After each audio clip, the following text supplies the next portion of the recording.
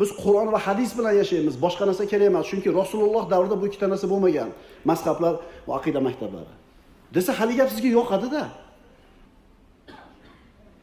Oyat yetadi bizga, hadis yetadi degan ukalar yaxshilab eshitib oling nima deganlarida, tushuninglar nima deganinglarni o'zingizlar.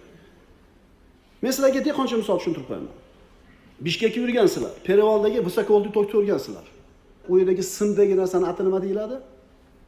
Elektr toki deyiladi. Mana Lazatkadagi narsa ham nima deyiladi? Elektr toki deyiladi. O'sha elektr toki necha kilovat?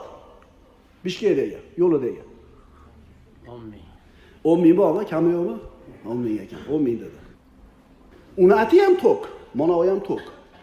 Endi siz simni ko'tarib chiqib ketyapsiz Visokovolga. Bir tefalda choy qaynataylik deb. U tok nima qiladi sizga? Akalar, ana shu 10 ming kilovatlik tok bir joyga boradida 380 bo'lib maydalanadi. Transformator 380 qilib beradi. 380lik tok mahallangiz boshiga keladi. Bitta transformator bo'ladi. 380 ni 220 qilib beradi. Endi tok sizni foydangizga ishlaydi. Sizlar Qur'onda o'zi yetadi, hadisda o'zi yetadi. Qur'on bilan hadisni ushlab keta olamiz deb o'ylayapsizlarmi?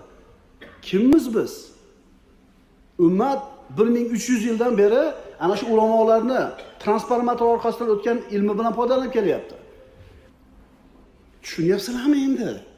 Mazhab kerak emas. Oyat, hadis yetadi degan paytda qanaqa xatarga tushayotganligini bilyapsizlarmi?